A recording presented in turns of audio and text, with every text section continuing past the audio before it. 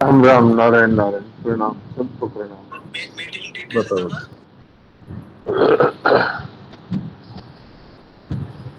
तो राजर्षियों की परंपरा की बात हो रही है। पहले श्लोक में ये बात कही थी भगवान ने कि ये जो कर्मयोग है, इसको मैंने सृष्टि के आदि में सूर्य के प्रति और मनु के और इक्ष्वाकु के प्रति परंपरा से ये फिर मिला। मैंने ये सूर्य को कहा, फिर उन्होंने अपने अपने पुत्रों से कहा। इस तरह से ये योग है वो सृष्टि के आदि से लेकर परंपरा से राजाओं को प्राप्त होता रहा। अब इसी को आगे कहते हैं कि परंपरा से प्राप्त इस कर्मियों को राजर्षियों ने जाना, परंतु इस समय के प्रवाह में इस मनुष्य लोक में ये कर्मयोग लुप्त प्राय हो गया। एवं परंपरा प्राप्त मिमर राजर्षियो विदुः काले ने महता योगो नष्ट परंतप। ये बात देखी जाती है कि जैसे जैसे समय बीतता है, कोई भी वस्तु या कोई भी विचार धीरे धीरे भूलने में आ जाता है। ऐसे ही ये राजर्षियों ने अपने अपने राज्य में अपनी संतानों को और प्रजाओं को भी ये बातें स्वयं आचरण की और करवाई। लेकिन जैसे जैसे समय बीतता गया, ये विद्या धीरे धीरे लुप्त होती गई। प्राचीन काल में राजा राज्य का संचालन भी करते थे। वो राज्य के हित के लिए ही करते थे और राज्य को भोग का एक माध्यम नहीं मानते थे। वो मानते थे कि प्रजा का हित करना यही राजा का कर्तव्य है।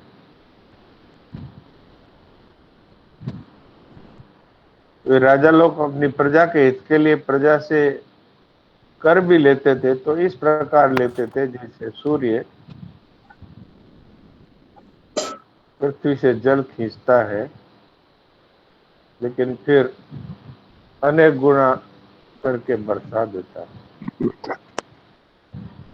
ऐसे राजा लोग प्रजा से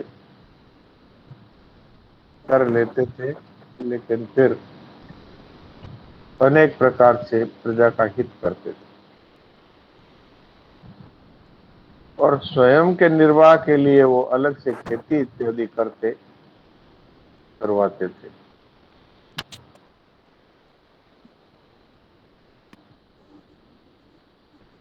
इसीलिए बड़े बड़े ऋषि लोग भी उन राजाओं के पास जाते थे। उन राजाओं को राजर्षि कहा गया है।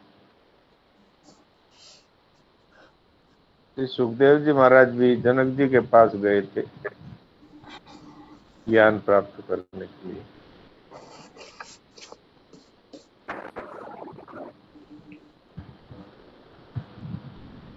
राजाओं का नाम लेकर के एक प्रकार से भगवान अर्जुन को बता रहे हैं कि क्षत्रियों की ये परंपरा से प्राप्त विद्या है, इसलिए तुम्हें भी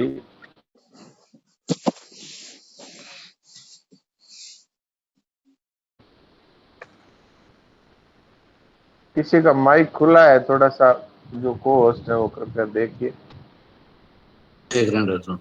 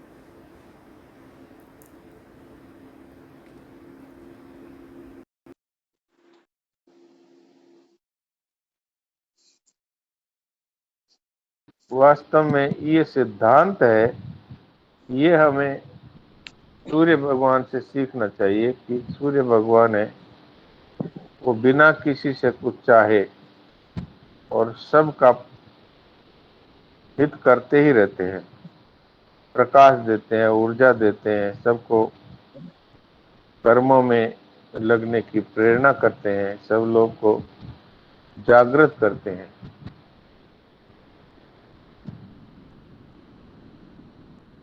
वास्तव में कर्म तो लुप्त हुए नहीं, लेकिन कर्मों का प्रवाह अपनी ओर होने से अर्थात सकाम भाव होने के कारण से योग ही लुप्त हुआ है। लोगों ने यह समझ लिया जैसे संसार के कार्य कर्म करने से ही सिद्ध होते हैं, ऐसे परमात्मा भी कर्म करने से ही मिलेंगे। ये बात इतनी बैठ गई कि परमात्मा नित्य प्राप्त है, इस तरफ उनका ध्यान ही नहीं जाता।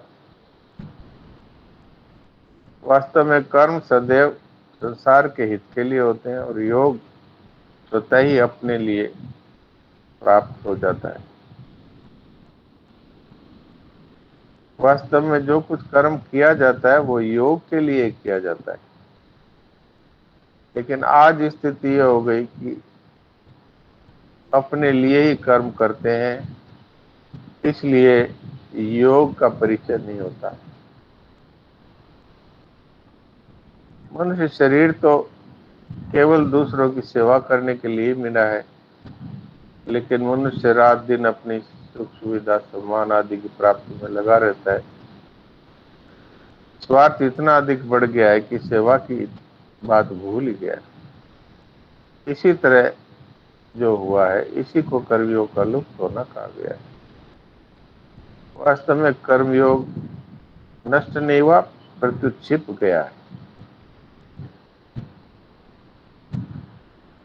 भगवान कहते हैं जो कर्मयोग लुप्त प्राय हो गया है वही मैं तुम्हें एक बार फिर कह रहा हूं, लेकिन है वही सनातन और पुरातन योग जो मैंने पहले सूर्य के प्रति कहा था।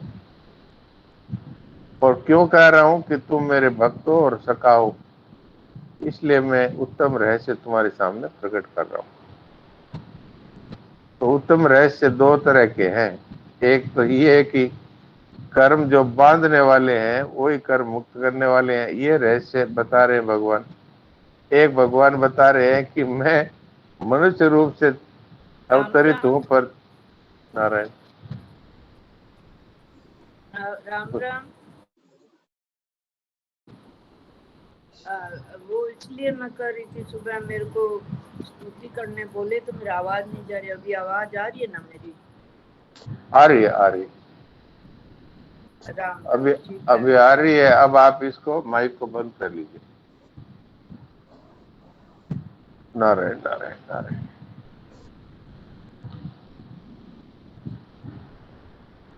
तो भगवान कहते हैं कि ये उत्तम रहस्य तेरे सामने प्रकट कर रहा हूं। तो दो तरह के रहस्य है। एक तो ये जिन कर्मों से मनुष्य बंध जाता है वही कर्म मनुष्य का उद्धार कर देते हैं, उस कला का नाम है कर्म योग। एक तो ये रहस्य है, ये प्रकट कर रहा हूं। एक ये मैं मनुष्य रूप में अवतरित होकर के और गुप्त हूं, फिर भी तुम्हारे सामने ये कह रहा हूं कि मैं ही तीनों लोगों का महान ईश्वर हूं।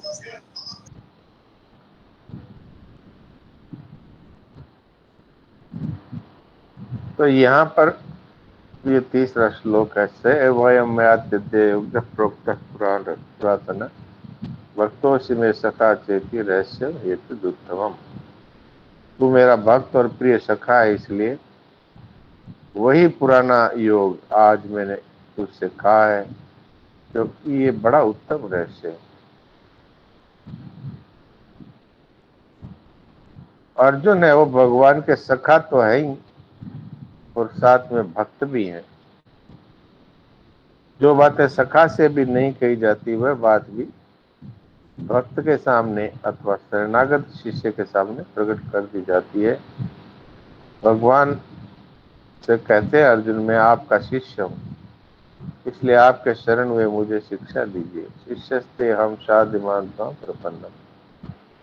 इसलिए भगवान अर्जुन के सामने अपने आप को प्रकट कर देते हैं, अर्थात ये रहस्य खोल देते हैं।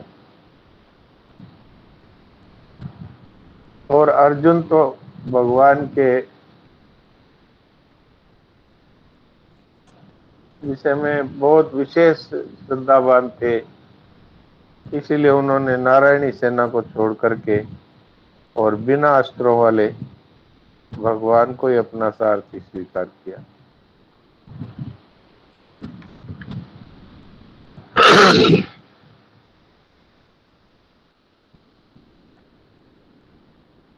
तो भगवान ये कह रहे हैं कि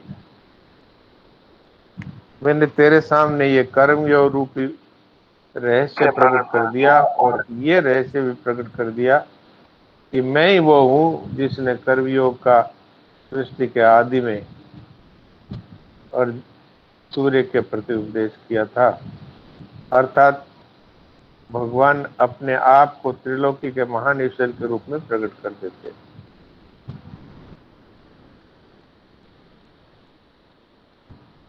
प्रत्येक परिस्थिति में मनुष्य कर्मयोग का कैसे पालन कर सकता है, इस विषय में महाराज जी ने कई बातें कही है।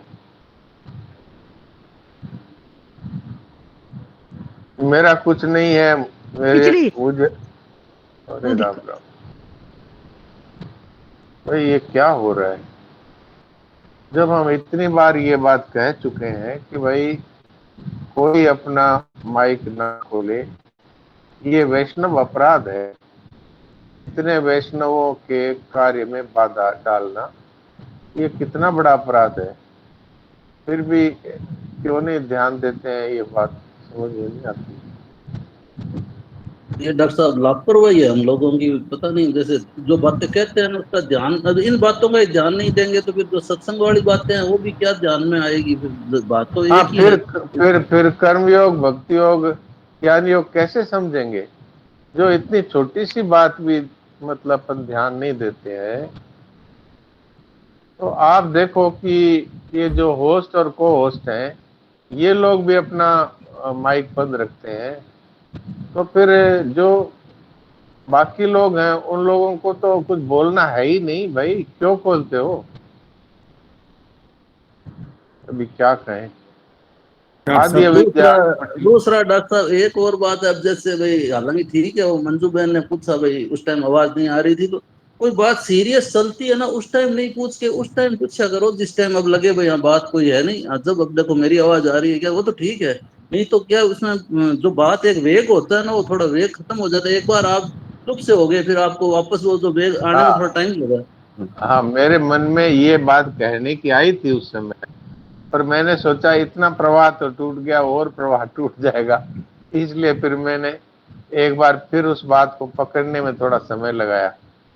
क्योंकि एकदम से वो बीच में ये कह दिया मेरी आवाज आ रही है क्या, हाँ ये तो कोई। अपने वो भाई, हाँ वही तो इसने भाई अपने सोचा कोई अच्छा ने कोई बात पूछने वाली रह गई, इसलिए जैसे भाई उन्होंने कहा है तो वो फिर बात तो ये निकली।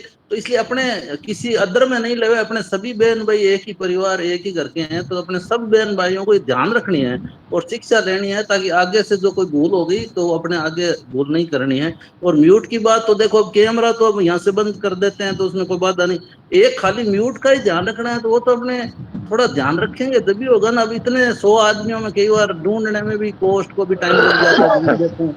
तो अपने सभी ध्यान रखें इस बात का तो ज्यादा बढ़िया। हाँ जी डॉक्टर।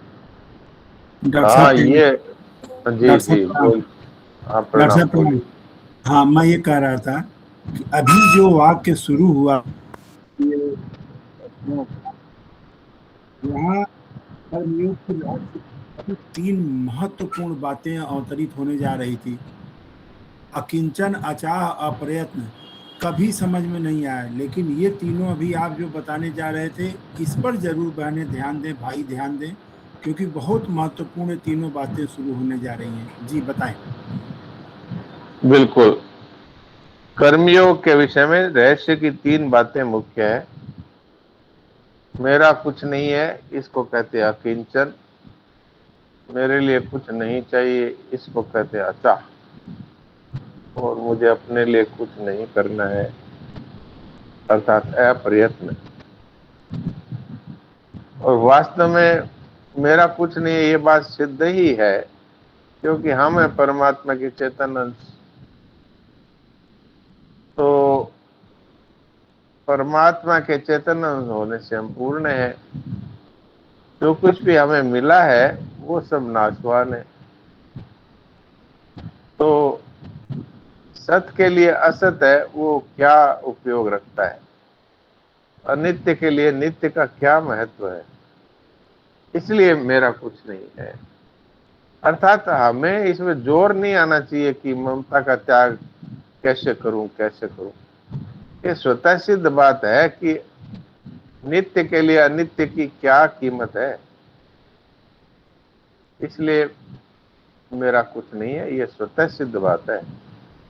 और मुझे कुछ नहीं चाहिए, ये भी वही बात है कि हम स्वतः स्वरूप से सत्य है, हमारे में कोई कमी अपूर्ति है ही नहीं। तो फिर असत वस्तु से हमारा क्या लाभ होगा।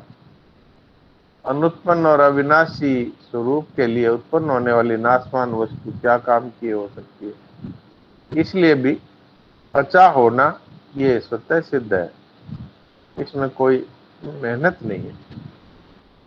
फिर भी हम साधकों को ये लगता है कि ममता छोड़े, कामना कैसे छोड़े, क्योंकि हमने इस तत्व की तरफ दृष्टि नहीं करी। और अपने लिए कुछ भी क्यों करना होता है। स्वयं चेतन परमात्मा का अंश है और कर्म सारे जड़ है, तो इस जड़ कर्मों से चेतन को क्या मिलेगा। और स्वयं स्वरूप नित्य निरंतर रहता है, कर्म और उसका फल आदि और अंत वाला है। इसलिए भी आदि और अंत वाले कर्म और उनका फल हमें क्या दे देगा।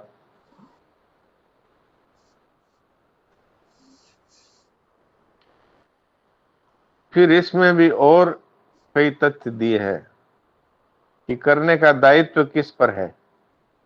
अपने लिए कुछ क्यों नहीं करना है, कि करने का दायित्व उसी पर है जो कर सकता है, अर्थात जिसमें करने की योग्यता है और जो कुछ पाना चाहता है। अब हमारा स्वरूप है ये, तो इसमें न तो कोई क्रिया है न कोई अपूर्णता है जिसके लिए कुछ करना पड़े। इसलिए वास्तव में ये विधान मानना ही पड़ेगा कि स्वरूप को अपने लिए कुछ नहीं करना है। और भी एक कारण है कि स्वरूप सत्य है और पूर्ण है, उसमें कोई कमी है ही नहीं, कमी आने की संभावना भी नहीं है। तो कमी नहीं है तो फिर कुछ पाने की इच्छा भी कैसे होगी। इसलिए भी ये सिद्ध होता है कि अपने लिए कुछ करना नहीं है। अब ये इतनी समझने वाली बात है कि अगर ये नहीं समझ में आए तो इस पर प्रश्न हो सकते हैं, फिर अपने इस पर विचार विमर्श भी कर सकते हैं। कर्मयोग में मूल बात यह है कि कर्म अपने करने हैं वो संसार के लिए, जिससे कि योग अपने लिए स्वतः ही अनुभव में आ जाएगा, अर्थात समता का अनुभव हो जाएगा। जब कर्मों का पूरा प्रवाह संसार की ओर हो जाता है, अर्थात शरीर इंद्रिया मन बुद्धि पदार्थ इत्यादि जो कुछ भी है सबका जब संसार से मिला है और संसार की सेवा में लगाना है, तो जो कुछ भी कर्म किए जाते हैं ये कर्म संसार के लिए हो गए और योग अपने लिए स्वतः ही प्राप्त हो जाता है।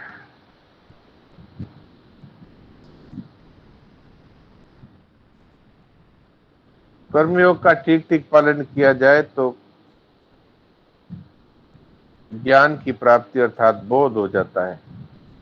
अगर ज्ञान के संस्कार है तो बोध हो जाता है, और भक्ति के संस्कार है तो भक्ति की प्राप्ति स्वतः हो जाती है।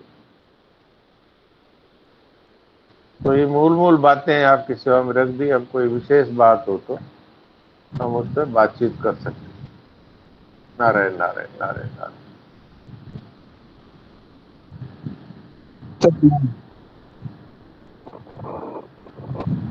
हेलो।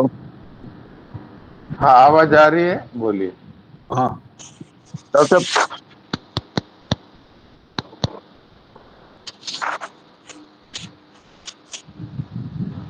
आवाज आ रही थी, अब बंद हो गई। अभी आ रही डॉक्टर साहब आवाज?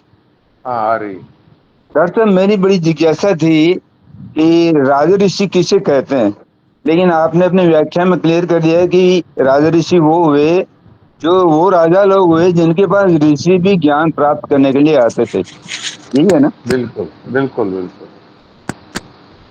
जिन्होंने कर्मयोग के रहस्य को स्वयं समझा और लोगों को जी समझाया तो वो ऋषि हुए, हाँ जो जी इतना उत्तम रहस्य लोगों को समझाते थे। जी और उनके पास बड़े बड़े ऋषि भी आते थे, तो वो ऋषियों के ऋषि हो गए, इसलिए राज ऋषि हो गए। और राजा जी। होने से भी राज ऋषि हो गए, दोनों तरह से। बहुत जी। अच्छा, धन्यवाद। नारायण नारायण। राम राम डॉक्टर साहब। ये राम जो राम। 280 पेज नंबर पे जो दाहिने तरफ में पैराग्राफ में लिखा हुआ है ना, साधारण मनुष्य की तो बात ही क्या है, साधक की दृष्टि में भी उपदेश की और अधिक और एवं उपदेष्टा की ओर कम दृष्टि जाती है। इस प्रसंग को पढ़ने सुनने पर उपदृष्ट योग पर तो दृष्टि जाती। उपदृष्ट योग का मतलब क्या हुआ? जो कुछ उपदेश दिया जाता है उस पर तो दृष्टि जाती है, और उपदेष्टा जी भगवान श्री कृष्ण ही आदि नारायण है, इस पर दृष्टि नहीं जाती। अच्छा, जो जो जो दिया गया, जो बताया गया उसी को उपदिष्ट योग कहते हैं। हाँ, उपदिष्ट अर्थात दिया गया जो उपदेश है उस पर तो अच्छा दृष्टि जाती है, पर उपदेष्टा महात्मा पुरुष है अथवा भगवान है, इस तरफ दृष्टि नहीं जाती। तो जो बात साधारणतः प्रकट में नहीं आती वह रहस्य होती है। ये रहस्य की बात है, इसलिए दो तीन रहस्य बताए हैं। एक रहस्य तो ये है कि कर्मयोग खुद ही रहस्य है। दूसरा रहस्य ये है कि भगवान मनुष्य के रूप में है, तो वो तीनों लोगों के महान ईश्वर है। ये रहस्य प्रकट कर दिया भगवान ने, ये कह करके कि सृष्टि के आदि में मैंने ही सूर्य को ये कहा। तो साधारण मनुष्य नहीं हूं मैं वो त्रिलोकी का महान ईश्वर हूँ। तो ये रहस्य भी प्रकट किया। और तीसरा रहस्य ये है कि जब कोई उपदेश देता है तो साधक की दृष्टि उपदेश की तरफ तो जाती है, लेकिन वो जो महात्मा जीवन मुक्त पुरुष बोल रहा है उसकी तरफ उसकी ये दृष्टि नहीं होती कि ये तत्व की जीवन मुक्त पुरुष है। वो ये समझ लेते हैं ये शास्त्रों को जानने वाले हैं, इसलिए इन्होंने ये बात हमको बताई है। तो इसलिए भगवान ने प्रकट कर दिया अपने आप को, ये रहस्य की बात है। ऐसे ही महात्मा पुरुष भी किसी किसी अपने बहुत ही अ, विशेष श्रद्धावान के सामने अपने आप को प्रकट कर देते हैं। हर एक के सामने वो प्रकट नहीं होते। हर एक यही देखते हैं, ये महाराज जी के लिए कहा करते थे कुछ लोग, ये राम सुखदास जी महाराज ये है तो त्यागी, पर देखो ये कार में चढ़ते। अर्थात उनकी दृष्टि इस पर जाती ही नहीं कि ये जीवन मुक्त महापुरुष है, वो उनके कार्यों की तरफ ही उनकी दृष्टि रहती है।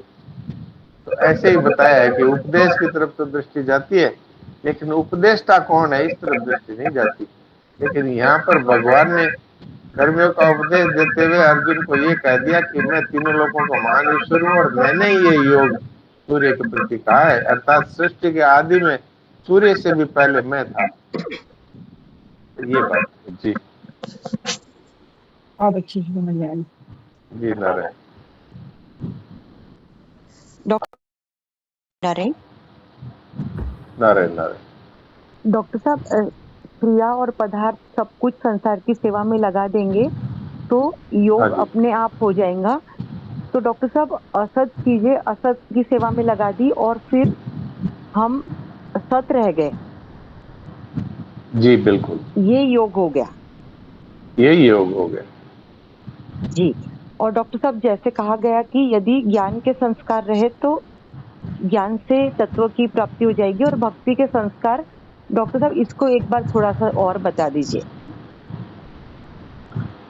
ये है कि कर्मयोग का ठीक ठीक पालन किया जाए तो कर्मयोगी में यदि ज्ञान के संस्कार है तो उसे आत्मज्ञान हो जाएगा। अर्थात मैं ये शरीर नहीं हूँ, वास्तव में मेरा स्वरूप है वो परमात्मा का साक्षात चेतन अंश है, वही मेरा स्वरूप है।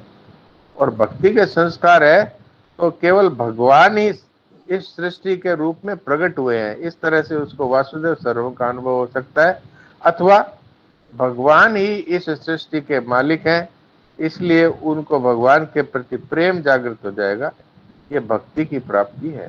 जी जी डॉक्टर साहब, प्रणाम जी, बहुत धन्यवाद। प्रणाम प्रणाम प्रणाम डॉक्टर साहब प्रणाम। प्रणाम, बोलिए। डॉक्टर साहब ये जो है ना पेज नंबर 280 की बात है, सबसे बाद में, सबसे बिल्कुल लास्ट में जाकर कर्मयोग में रहस्य की 3 बातें जो आपने बड़ी अच्छी तरह से समझाई अभी, तो जी। ये तो जब हम समझें कि मैं शरीर नहीं हूँ, मेरा शरीर नहीं है, तभी आ सकती है ना। हाँ बिल्कुल, ये भी रहस्य है कि मैं शरीर, अपने आप को शरीर समझता था, अब ये रहस्य प्रकट हो गया भगवान की कृपा से कि ये मल मूत्र का थैला ये मैं नहीं हूँ, मैं तो भगवान का चेतनांश हूँ। जी धन्यवाद डॉक्टर। जी नारायण। डॉक्टर साहब प्रणाम। प्रणाम। जो ये कह रहा है कि मैं शरीर नहीं हूँ, शरीर मेरा नहीं है, ये मैं बोल रहा है, क्योंकि स्वयं तो बोलता ही नहीं है। ठीक बात है, लेकिन अब समझाने के लिए भाषा है। अगर अगर वो शरीर को ही मैं मानकर मैं बोल रहा है तो भी वो मैं ही है, और अगर वो स्वरूप में भी खुद व्यक्ति बना हुआ है तो भी मैं ही है। लेकिन अब बोलने के लिए कैसे शब्दों में, इसीलिए कहा है कि आश्चर्यवत पश्यति कश्चित् आश्चर्यवत वदति तथैव चार्य। आश्चर्य की जो ही कहा जाता है ये। तो आपका कहना ठीक है, यदि व्यक्तित्व है तो वो चाहे कुछ भी बोलता रहे, वो वास्तव में अभी अहम ही है। लेकिन हाँ, व्यक्तित्व नहीं है तो फिर बोलने का, अब भगवान भी ये तो कह रहे हैं ना कि मैंने सूर्य को उपदेश दिया था, तो क्या भगवान में अहम है? नहीं, भगवान तो अपनी दिव्य अलौकिक शक्ति से बोलते हैं, उनके लिए किसी ऐसे ही महात्मा है, ऐसे हाँ, ही महात्मा है। महात्मा हाँ, भी तो ये बिल्कुल, कहते हैं, हाँ, महात्मा भी तो ये कहते हैं, अरे तू मेरी बात मान, मेरी बात मान। तो वहां पर मैंपन थोड़ी है। तो नहीं बोलने नहीं, के लिए तो भाषा तो वही प्रयोग की जाती है जिससे सामने वाला समझ सके, लेकिन तात्पर्य उसका ये नहीं है कि वहां पर कोई व्यक्तित्व है। जी जी, तो भगवान और महापुरुष का तो साफ साफ पकड़ में भी आता है, लेकिन ये जब कर्म अपने लिए करने लगता है तब बात फंस जाती है। हाँ, तो अपने लिए तो वही करेगा ना जो खुद व्यक्ति बना हुआ है, वही करेगा, जिसका व्यष्टि भाव बना हुआ है। तो जी, इसके लिए उपाय है कर्मयोग। वो सब कुछ लोगों के हित में लगा देगा कि भाई ये चीज इनसे मिली है, इनकी सेवा में लगा दी, तो फिर स्वतः स्वरूप शेष रह जाता है। क्योंकि जब भोक्तृत्व नहीं है तो फिर कर्तृत्व भी नहीं है, जब कुछ चाहिए ही नहीं तो कर्ता क्यों रहेगा। तो इस तरह से कर्मयोग है वो वास्तव में इस अहम का नाश करने का एक उपाय है। जी जी, बिल्कुल बिल्कुल डॉक्टर डॉक्टर साहब, ये दूसरों के लिए कर्म करने से करने का वेग समाप्त हो जाता है, फिर योग में स्वतः स्थिति हो जाती है। तो ये मतलब दूसरों के लिए कर्म करना मतलब दूसरों के लिए सेवा का ही है क्या? सेवा करने का मतलब? सेवा सेवा सेवा जो अच्छा कुछ अच्छा। भी है, जो कुछ भी है, यदि हम दूसरों के लिए करते हैं तो ये सेवा ही हुई, और खुद के लिए करते हैं तो ये भोग हुआ। दूसरों अच्छा के हित में, दूसरों की कल्याण में, दूसरों की सुविधा में, दूसरों का कष्ट दूर करने में, तो ये जो चीज संसार की है वो संसार की सेवा में लगा दी तो स्वरूप शेष रह जाता है। ये तात्पर्य है कहने का। जी एक डॉक्टर साहब, ये जो 3 बातें कर्मयोग की बताई है रहस्य में, तो इन ये तीनों बातों का पालन या समझ में आ जाए तो फिर ये चुप साधन भी उसमें सहायक हो जाएगा क्या? हाँ, चुप साधन तो यही कहता है वास्तव यही में तो कहता है। कि भाई तुम खुद भी कुछ नहीं हो तो फिर तुम्हारा कुछ होगा ही कैसे, तुम्हें चाहिएगा ही कुछ कैसे। क्योंकि चुप साधन तो सीधा स्वरूप में ही स्थिति करता है।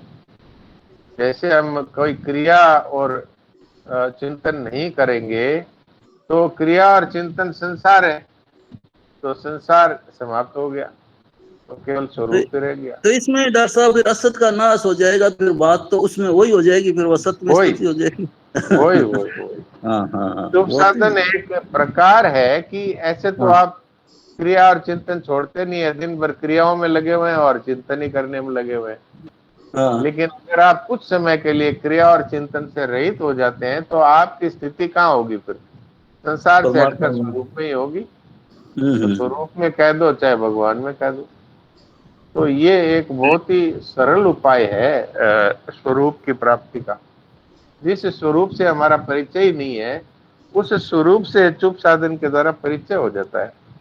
मूक सत्संग कह दें, चुप साधन कह दें, उससे संसार क्या है? क्रिया और पदार्थ तो संसार है। जी। क्रिया और पदार्थ से छूट जाता है और फिर इनके चिंतन को वो की उपेक्षा कर देता है। अर्थात सच्ची बात तो ये है, एक आपने ये बात चला दी तो ये बात याद आ गई और मेरे मन में भी आई थी। मैं कुछ बैठा विचार कर रहा था, तभी आई थी कि ये बात उस समय में याद आ जाए तो कहनी है। तो ये बात है कि जब हम चुप साधन में बैठे तो ज्ञान योग की दृष्टि से एक सरल उपाय ये है, सेठ जी बताया करते थे, वो जी। एक कहते थे अड़ंग बड़ंग स्वाहा। इसका तात्पर्य है कि जो कुछ भी देखने में, सुनने में, कहने में आता है, सब का सब अड़ंग बड़ंग है। तो असत है भाव न विद्यते, ये सब असत है इसलिए इसका अभाव हो गया। अब चिंतन का भी अभाव हो गया, क्रिया का भी अभाव हो गया, पदार्थों का भी अभाव हो गया, तो शेष क्या रहा? व्यक्तित्व का अभाव हो गया। अर्थात सब कुछ ही तो असत है। तो असत का अभाव अर्थात अड़ंग बड़ंग स्वाहा, ऐसा कह करके फिर कुछ भी चिंतन न करे, तब स्वतः ही स्वरूप रह जाएगा और तो कुछ रहा ही नहीं। समय तो लगभग हो गया, फिर भी किसी ने कोई बात पूछनी हो तो पूछ ले। हाँ, वो तो राम समय राम बता डॉक्टर साहब, प्रणाम करती हूँ। ये राम घर राम। में हाँ, घर में सबकी सेवा करते हैं, वो भी एक सेवा ही है कि क्या है? हाँ, सेवा ही है। बदले में कुछ अगर हम न चाहें तो हाँ, सेवा ही है। बदले में अच्छा, यदि ये आशा रहे कि ये बेटा है, ये बुढ़ापे में मेरा सहारा बनेगा, अथवा ये मैं बहू हूँ और इन सब की सेवा करती हूँ, तो कम से कम ये तो कहेंगे बहू बड़ी अच्छी है, सबकी सेवा करती है। इस तरह से अपने लिए मान बढ़ाई अथवा किसी भी प्रकार की भविष्य में सुख की सहारे की चाहना यदि रखते हैं, तब तो वो सेवा नहीं होती, तब तो व्यापार हो जाता है कि मैं तुम्हारी सेवा करती हूँ, तुम हमारे बुढ़ापे का सहारा बनना।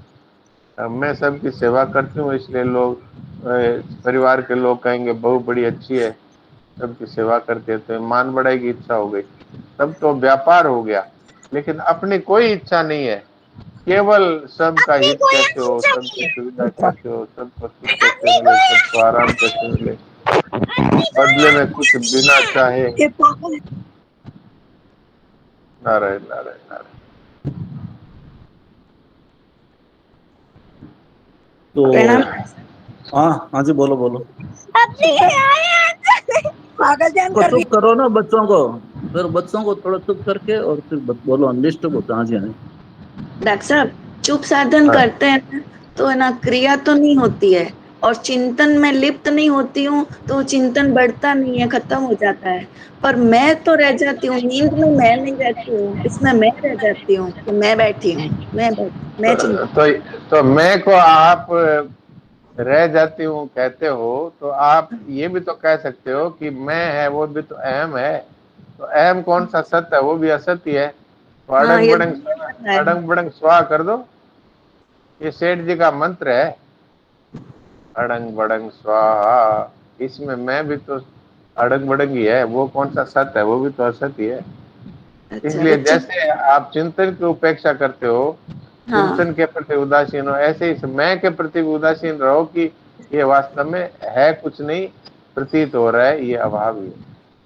तो फिर आप भी नहीं रहे, केवल स्वरूप ही रह जाएगा। अच्छा, और ठीक। जितना जितना साधन अधिक करेंगे ना, उतना उतना ये अभी तो निर्विकल्प स्थिति है, और फिर निर्विकल्प बोध हो जाएगा, तब फिर करना नहीं पड़ेगा। ये 24 घंटे ये स्थिति रहेगी कार्य करते हुए भी, कि ये सारा कार्य प्रकृति में हो रहा है, अपने आप ये स्थिति रहेगी।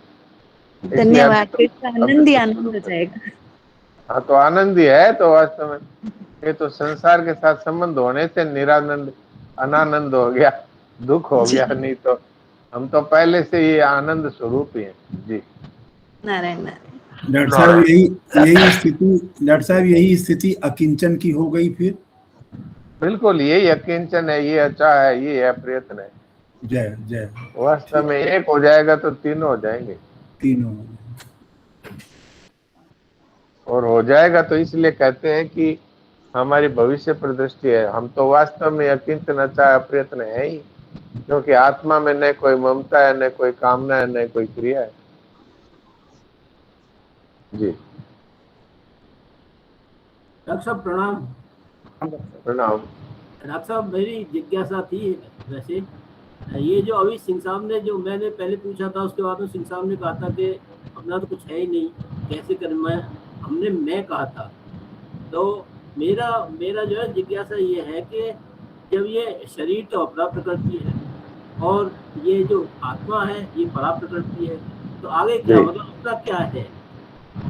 नथिंग, या कुछ पता करके कुछ बताइए इसके बारे में। मैं अभी तक समझा नहीं पूरा, आप क्या पूछ रहे हैं? मेरा मतलब कहने का ये है कि जैसे शरीर है ये 5 तत्व का बना हुआ है, तो अपना कुछ भी नहीं है इसमें। जी जी। और उसके बाद में जो आत्मा है वो परमात्मा से आई हुई है, तो जी फिर जी। अपना क्या रह गया इसमें? अपना तो कुछ भी नहीं है, मैं तो कुछ भी नहीं है। नहीं तो वास्तव में नहीं है, परमात्मा में ही हमारी स्थिति है सब समय। वो हमने अपनी स्थिति शरीर और संसार में मान रखी है। यदि हम ये अभी स्वीकार कर ले शरीर और संसार असत है इसलिए इसका अभाव है, तो हमारी स्थिति सब समय परमात्मा में ही है। और परमात्मा में स्थिति का अर्थ ये नहीं है कि हम अलग बैठे हैं। जैसे समुद्र में बूंद है, वो अलग है या समुद्र ही है? बताइए। वो तो समुद्र ही है। ऐसे ही हम परमात्मा में हैं तो हम परमात्मा स्वरूप ही हो गए, वहां पर व्यक्ति नहीं रहा कोई भी। बहुत अच्छा, बहुत अच्छा, आपने बहुत अच्छा। तो मैं, हाँ जी, न तो मैं न मेरा नारायण। तो 8 मिनट हो गए सब सुरेश जी। हाँ, अब तो जय बुलवाते हैं, थोड़ा समय हो गया। तो ठीक है, शंका समाधान भी सभी का हो गया मोटा मोटी, और सभी अच्छी चर्चा हुई। नारायण नारायण नारायण नारायण। हाँ बोलिए सत्यनारायण जी। जी जी, मैं ये बोल रहा था डॉक्टर साहब, आज मैंने, अरे दिनेश सिंह जी आप नहीं थे क्या आज मनमोहन जी वाले सत्संग में? नहीं महाराज हैं? नहीं। हाँ, आपकी आवाज कट गई। ये त्याग व भक्ति का महत्व 21 जुलाई 2003 का सत्संग है।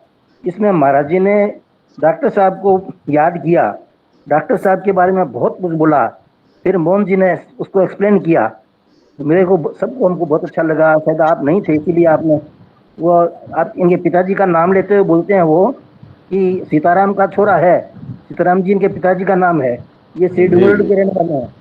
मैंने कानून से सुना है ऐसे। महाराज जी बहुत ही आज मतलब व्यथित हो रहे कर बोल रहे थे कि आप लोग तत्व को समझते नहीं, मतलब थोड़ा तो मूर्ख ही होता है किसी का हो, चाहे अगर जाति में मत जाओ, अमुक जाति का है, कृपा करो कृपानाथ, इसको छोड़ दो, इसको मुख्यता मत दो। मैं कहता हूँ तुम भगवान के ऐसे हो, अंश हो। यानी बहुत ही जोरदार प्रवचन है इसका, आप सुनिएगा। और ये मतलब डॉक्टर साहब के बारे में बताया उन्होंने कि इसने डॉक्टर की पढ़ाई की है, मैंने इसको विदेश भेजा है, ऐसे ऐसे बातें बहुत बड़ी। फिर मनोहर जी ने कहा कि डॉक्टर श्याम जी जो हैं वो हमारे बहुत अच्छे हमारे साथ के हैं। कई लोगों का नाम लिया उन्होंने, कई जैसे और भी, जैसे मनमोहन जी हैं, आप डॉक्टर साहब श्याम जी हैं, और वो क्या नाम धवन जी हैं, कई और बहुत से लोगों का नाम लिया। तो मुझे बहुत अच्छा लगा वो सत्संग, इसलिए मैंने आपको बताया। आप जरूर सुनना इसको। ये 21 जुलाई 2003 का है, त्याग व भक्ति का महत्व। नारायण नारायण जी नारायण प्रणाम। ठीक है, बहुत सुंदर होगा, सभी सुनेंगे उस प्रवचन को। भाई जी ने बहुत अच्छा बताया। तो रामानुज जी भाई जी समय हो गया, जय बोलो। श्री रामचंद्र भगवान की जय।